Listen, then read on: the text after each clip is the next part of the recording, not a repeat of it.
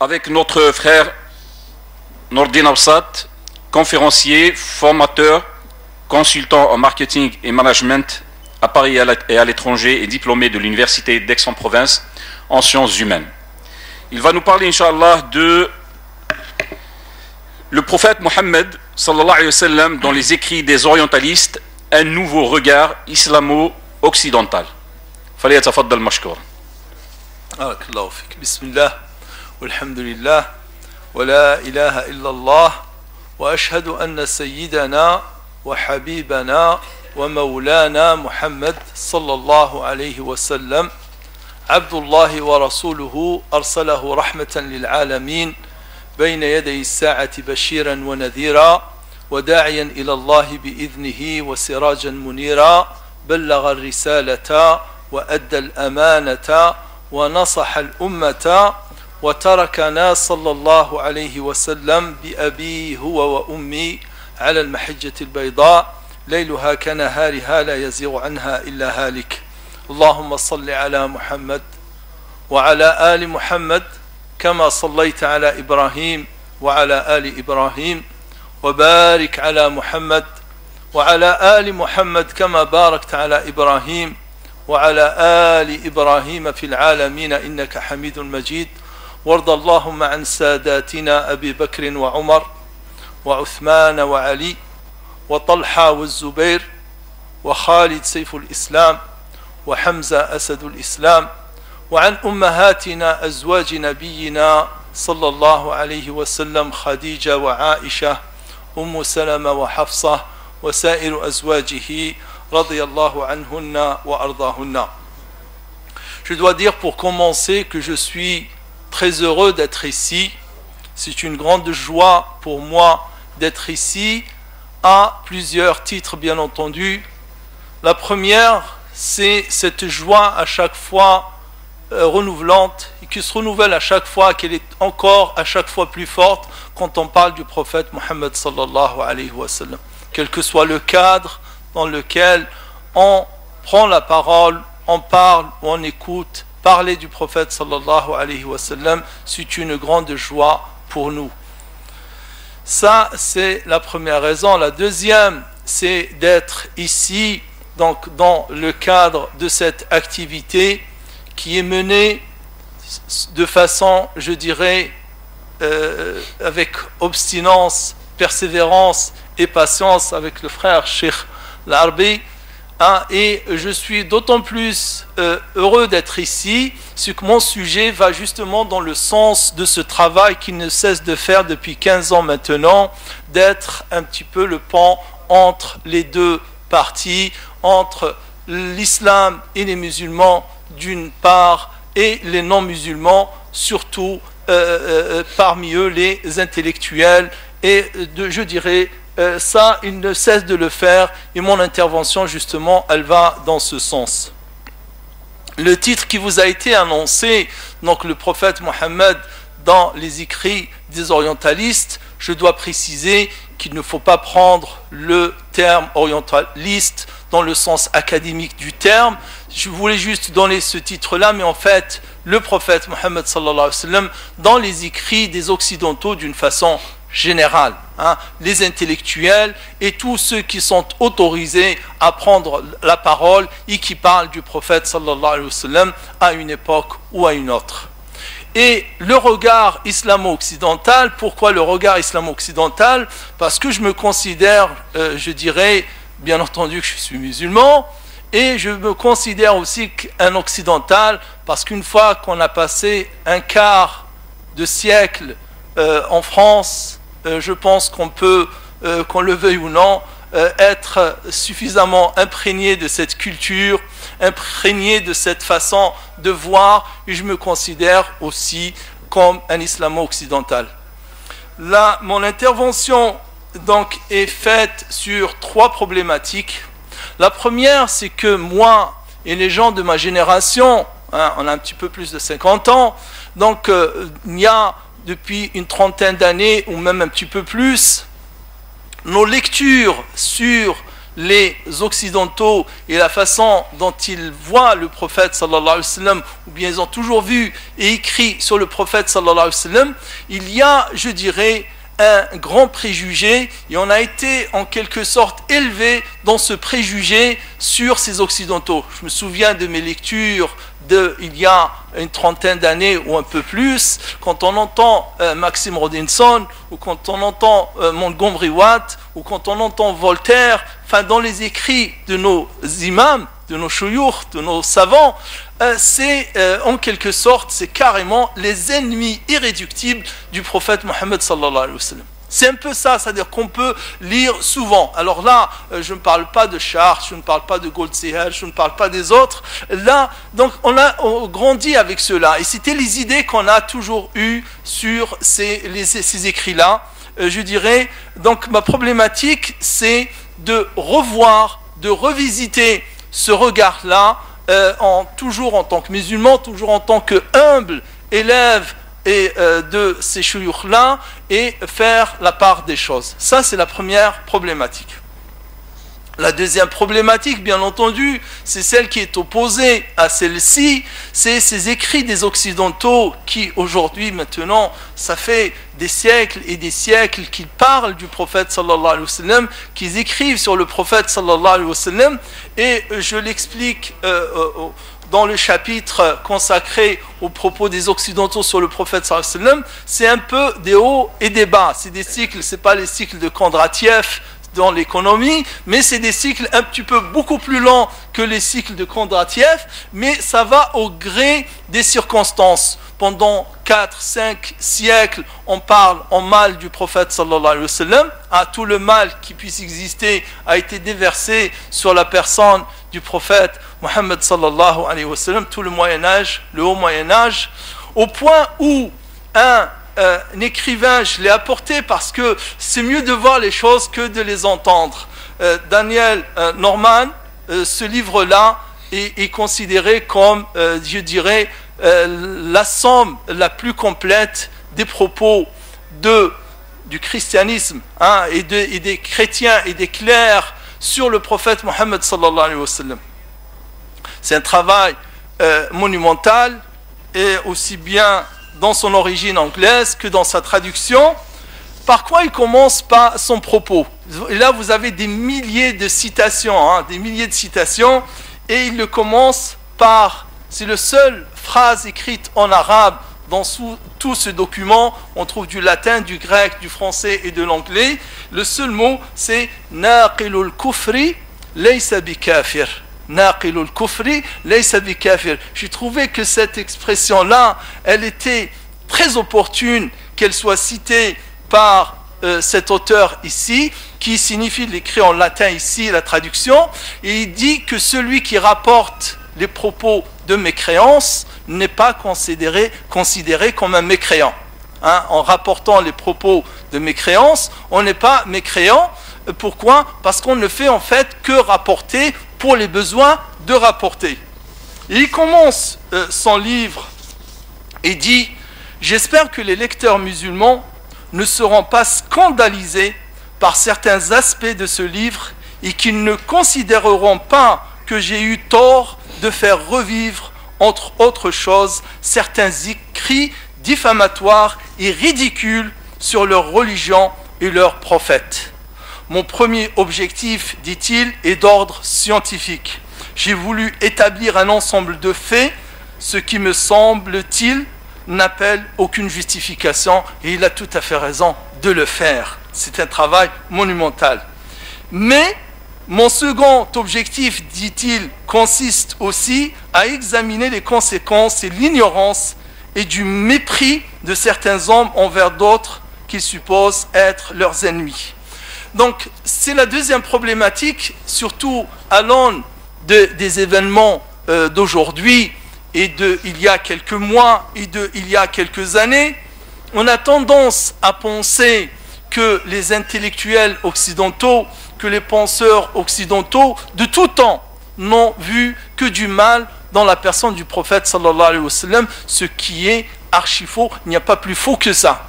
Il n'y a pas plus faux que ça, comme, disons, constat de dire que les penseurs occidentaux et philosophes ou quels qu'ils soient ne voient que du mal dans la personne du prophète sallallahu alayhi wa sallam. C'était un temps, certes, d'où cette expression que j'ai repris dans la deuxième et la première édition de mon livre, Jean Prieur, qui a écrit un livre, et c'est récent, qui s'appelle Mohammed, prophète d'Orient et d'Occident, dans lequel il dit pendant 3 siècles, c'est-à-dire ces 3 derniers siècles, tout ce qu'il y a d'intelligent en Occident ou en Europe a chanté les louanges du prophète Mohammed.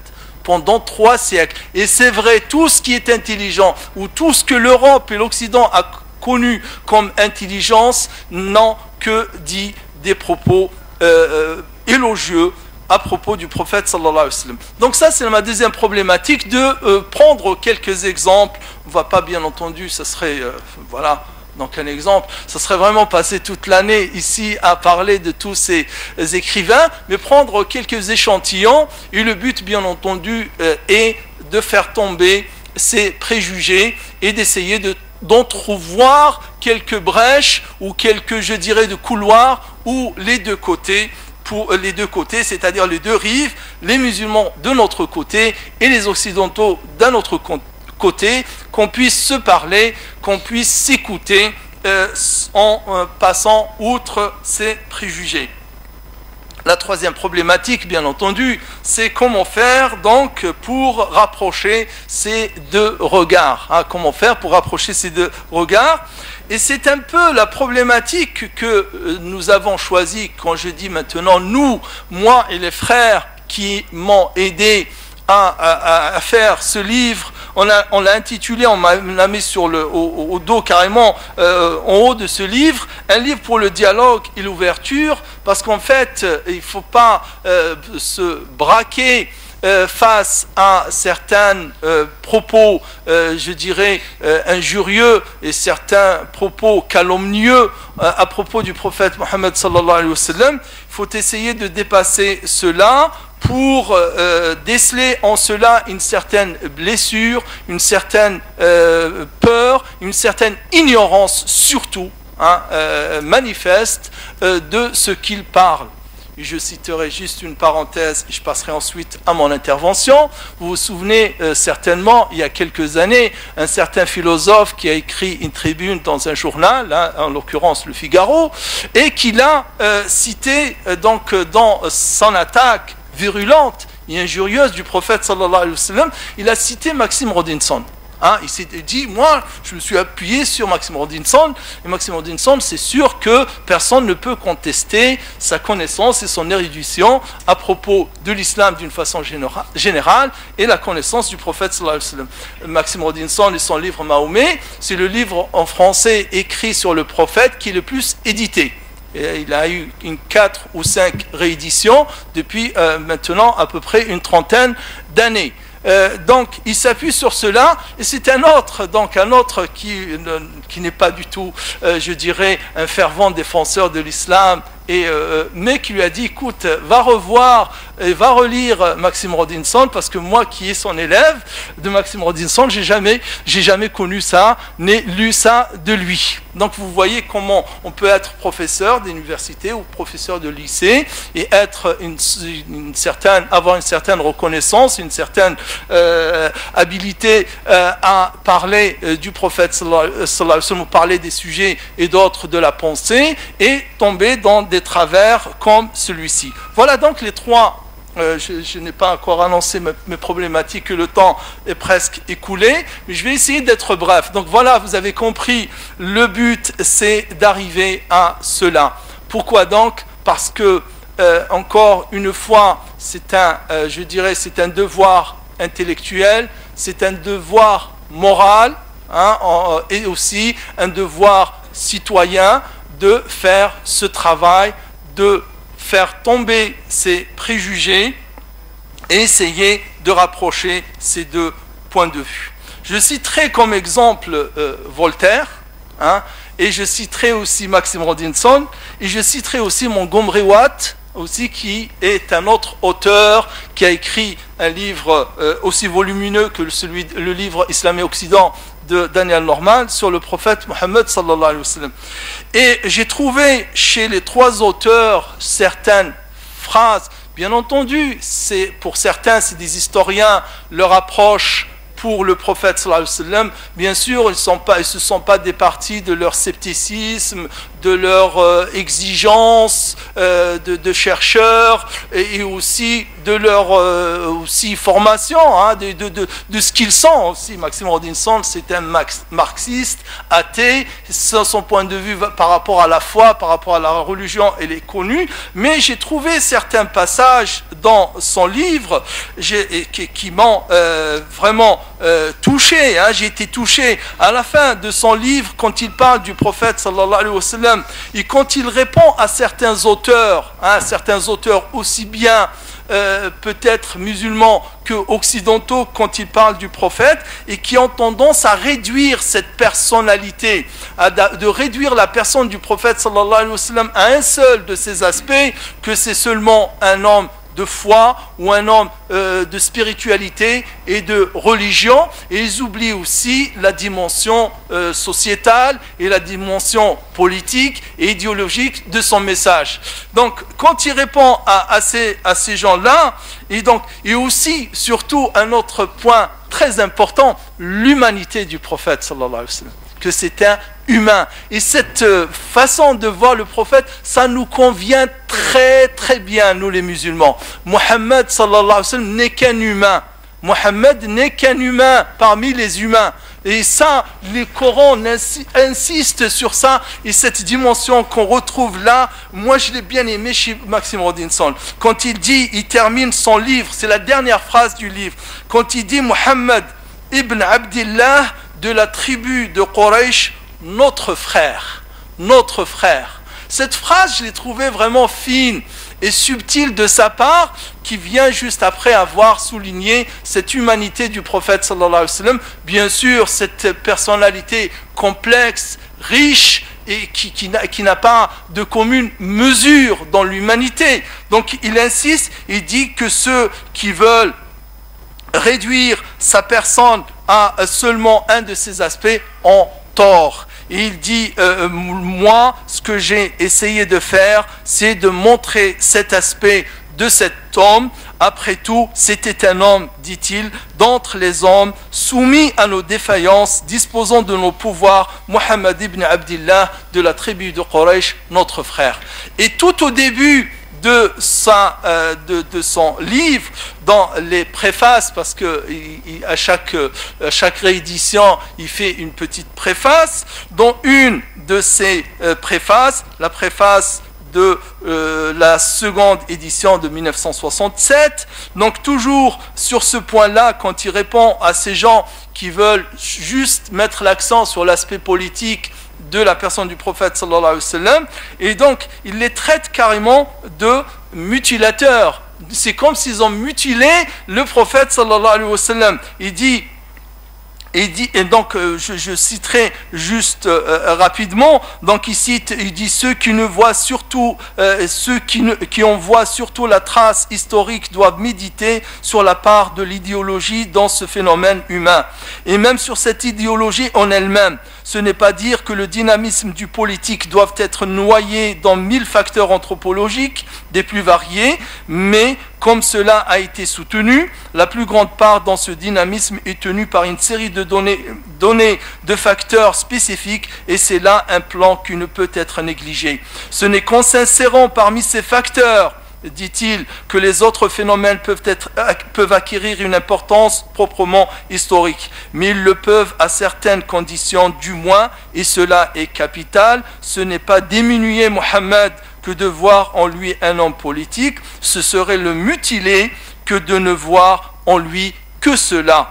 Et le mutilateur, dit-il, se mutilerait lui-même sur le plan de la compréhension, c'est lui qui est l'abtar. il cite le verset de Inna shani'aka huwa al-abtar. Donc il considère ça comme une attaque au prophète sallallahu alayhi wa sallam que de vouloir réduire la dimension ou les dimensions riches et complexes de cet homme, de ce prophète, de ce messager, de ce nabi à seulement un des aspects. Je dirais donc ça reste Maxime Rodinson reste Maxime Rodinson, son approche reste une approche, mais on peut trouver comme cela des phrases, des passages assez importants à propos de Khaybar et ce qu'il a fait le prophète sallallahu alayhi wa sallam. Je vous renvoie à son explication et là on ne trouverait pas meilleure réponse à ceux qui voudraient, parce que c'est le cas aujourd'hui malheureusement, accuser le prophète sallallahu alayhi wa sallam d'un quelconque antisémitisme ou d'être à l'origine de l'antisémitisme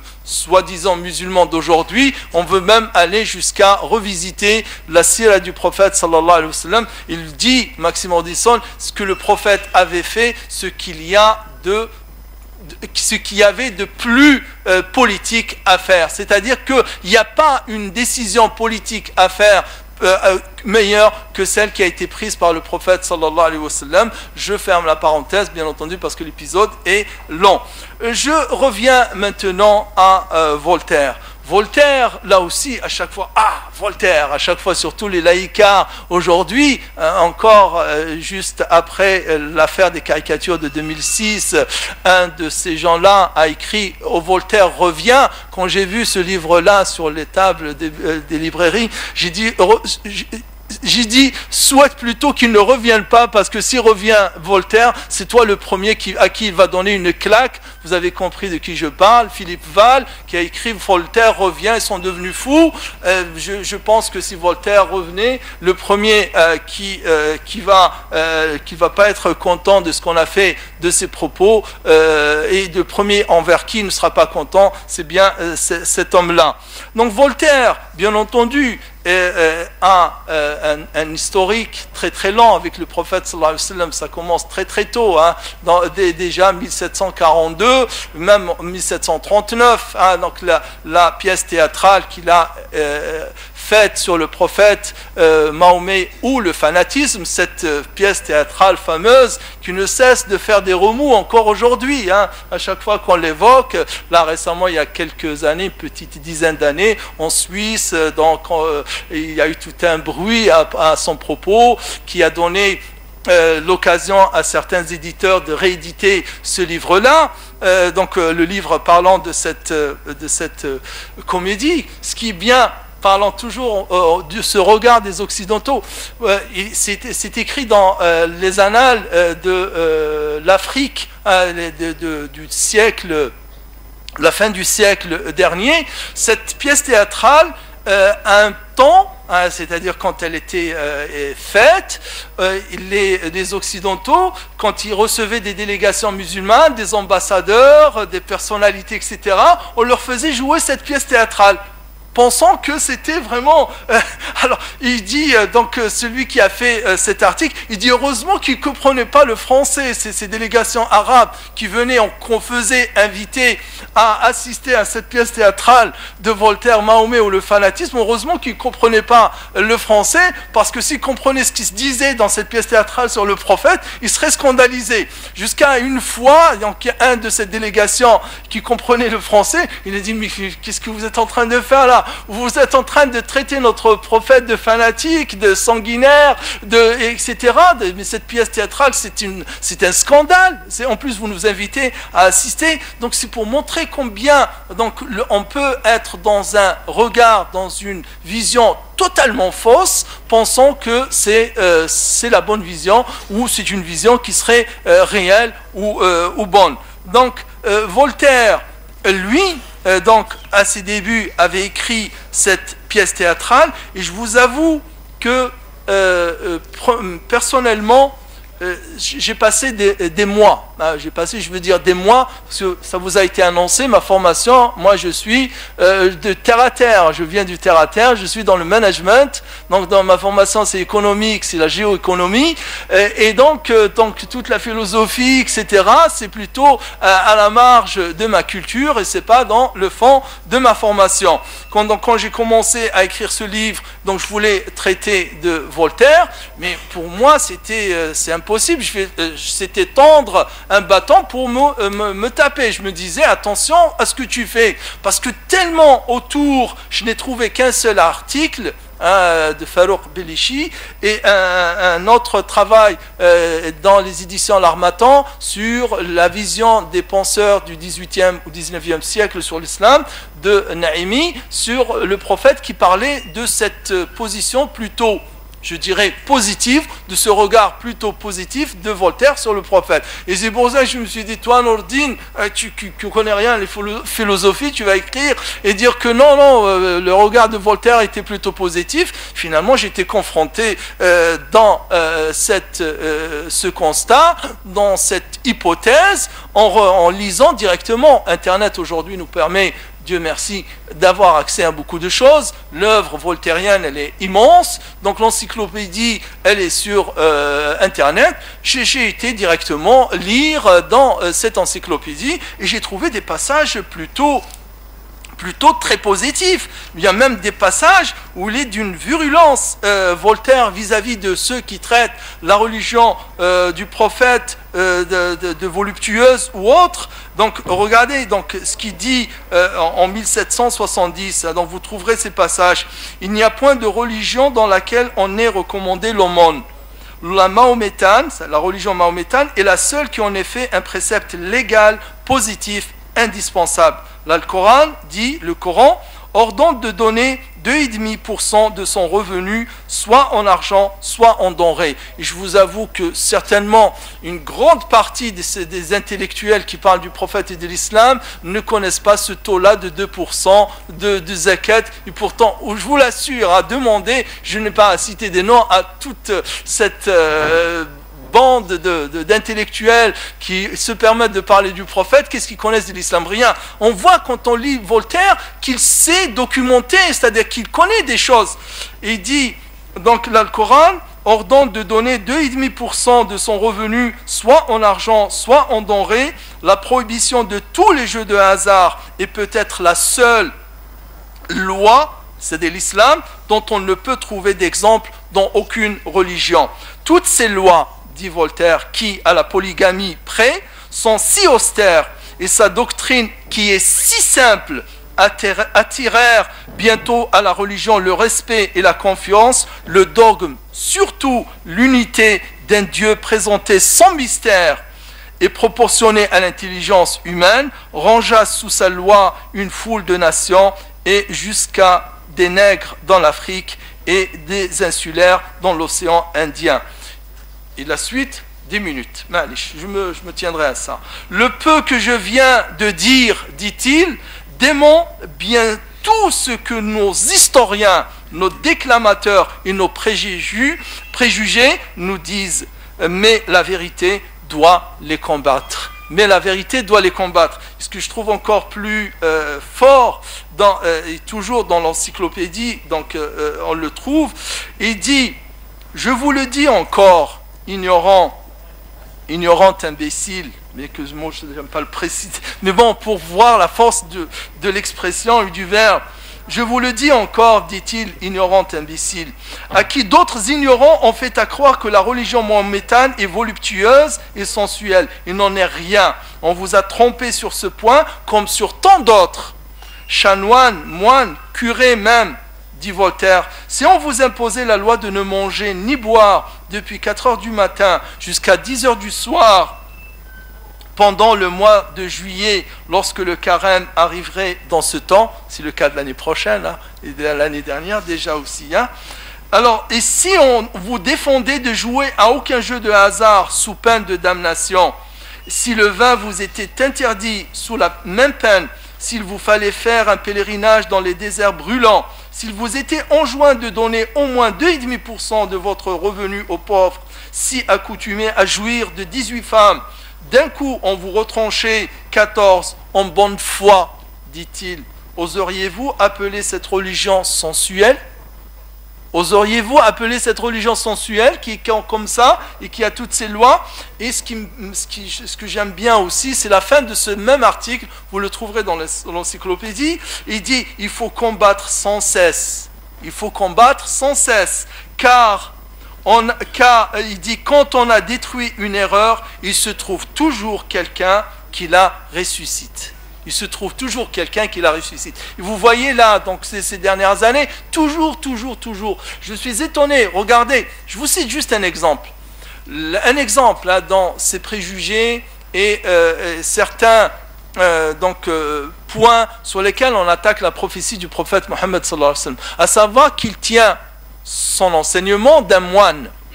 C'est un moine qui l'a enseigné. À savoir que le prophète sallallahu alayhi wa sallam, c'est quelqu'un de lettré, même de très lettré. C'est quelqu'un qui écrivait, qui lisait, etc. Alors là, chez les orientalistes, c'est un tabou énorme. Surtout pas faire admettre à eux, je connais même des amis à Aix-en-Provence, à l'université, qui ont été chassés de l'université, ils n'ont pas pu faire leur DEA avec certains grands professeurs de l'université, parce que le musulman maintenait ou bien soutenait que le prophète était illettré, et l'autre, le grand professeur, directeur de thèse, lui dit non, alors là, si tu gardes cette idée-là, tu ne feras pas ton doctorat ni ton DEA avec moi. Bon, cet illettrisme du prophète reste un tabou énorme chez eux, et d'où donc cette question que le prophète lisait, d'ailleurs même un musulman, hein, donc en l'occurrence l'auteur de Le silence de Mahomet, il commence sa biographie, son roman plutôt, c'est pas une biographie, c'est un roman sur le prophète, par nous raconter une histoire de je ne sais où il l'a tiré, que le prophète et Abu Bakr, deux amis intimes, ils se plaisaient quand ils allaient en voyage, ils achetaient des manuscrits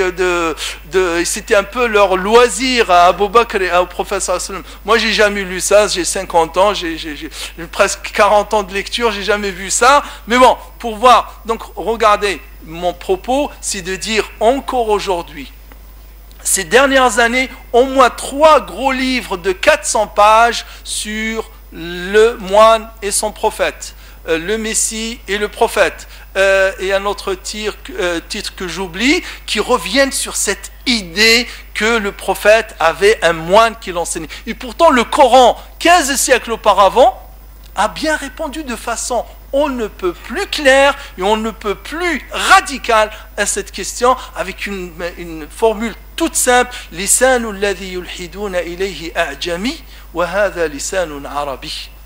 Vous ne trouvez plus clair. Il dit la langue de celui à qui ils font allusion, ou bien la langue de celui vers qui ils tendent à dire que c'est lui qui a enseigné le prophète, c'est une langue barbare, c'est-à-dire non arabe, alors que la langue de ce Coran, c'est une langue arabe pure. Donc mais pourtant, ça n'empêche qu'on réécrit, bon, de ce fait. Donc je passe à la troisième problématique, d'où notre rôle à nous, donc essayer de calmer nos chouyours par rapport à leurs préjugés sur les auteurs occidentaux, et essayer aussi de faire rejaillir sur le devant de la scène médiatique, parce qu'il y a une censure réelle, on parle de liberté d'expression, mais allez voir ces propos de Maxime Rodinson, allez voir ou écouter ou lire ces propos de Voltaire, allez voir ces propos, j'ai dit que je terminerai par Montgomery Watt, bien sûr, je ne pourrais pas terminer mon intervention, il me reste 2 minutes. 2 minutes, c'est bon, ça me suffit.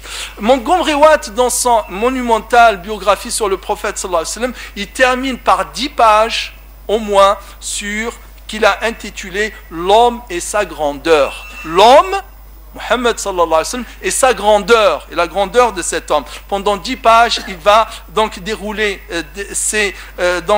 sa conclusion en quelque sorte de sa biographie. Il dit, voilà ce qu'il dit. Page 610. En général, il n'y avait donc dans la vie conjugale, parce que c'est le sujet aujourd'hui, un des principaux sujets qui reviennent, en général, il n'y avait donc dans la vie conjugale de Mahomet rien que ses contemporains aient jugé incompatible avec sa qualité de prophète. Il n'était considéré ni comme un voluptueux, ni comme un gredin. Les sources rapportent qu'il fut critiqué. Or, les critiques ne prenaient pas comme point de départ un critérium moral, mais des conceptions archaïques proches de la superstition. Bien que des écrivains musulmans aient ultérieurement présenté des histoires pittoresques touchant la sensibilité de Mahomet au charme féminin, et bien que nous n'ayons aucune raison de supposer qu'il négligeait totalement le facteur dû à l'attrait physique, il est pratiquement certain, dit-il, qu'il restait parfaitement maître de ses sentiments vis-à-vis du beau sexe et qu'il ne contractait des mariages que s'ils étaient souhaitables politiquement et socialement. Ça, c'est le propos de Montgomery Watt. J'ai 1 minute, donc j'ai terminé ça. Je terminerai, je l'avais repéré, donc par je dirais, moi, j'ai appelé ça une invitation amicale de sa part, de la part de Montgomery Watt dans son livre, donc pages 612 et 613. Il dit « Les musulmans proclament que Mahomet est, pour toute l'humanité, un modèle de loyauté et de moralité. Ils invitent par cela même l'opinion mondiale à juger Mahomet. » Ce qui est vrai, quand on dit aux Occidentaux le prophète c'est le plus parfait, le prophète c'est le modèle, c'est en quelque sorte, on le dit, venez juger si c'est vraiment un prophète, c'est un modèle ou un exemple à suivre. Il dit, donc, ils invitent par là donc tout le monde à juger s'il était un modèle, ils invitent par cela l'opinion mondiale à juger Mahomet, et c'est là mon propos sur lequel je voudrais insister. Il dit « Jusqu'à présent, cette question n'a suscité dans l'opinion mondiale qu'un médiocre intérêt. Mais à cause de la puissance de l'islam, je dirais à cause aussi de la présence définitive de millions de musulmans en Europe et en Occident, c'est un point qui finalement devra être l'objet d'un sérieux examen. De la vie et de l'enseignement de Mahomet, dit-il, peut-on tirer des principes capables de contribuer à la morale unifiée, universelle de l'avenir? Ces musulmans pourront-ils se tourner vers la vie de Mahomet et en extrayant les valeurs universelles qu'ils sépareront des influences particulières, sauront-ils découvrir des principes moraux qui seront une contribution effective à l'amélioration de la situation mondiale actuelle? Il rajoute, si les musulmans présentent une défense habile de leur prophète, il y a des chrétiens qui seront prêts à les écouter et à prendre d'eux tout ce qui peut être appris.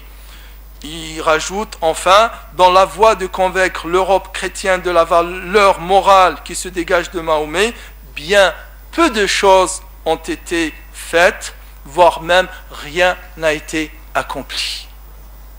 Et je suis de cet avis.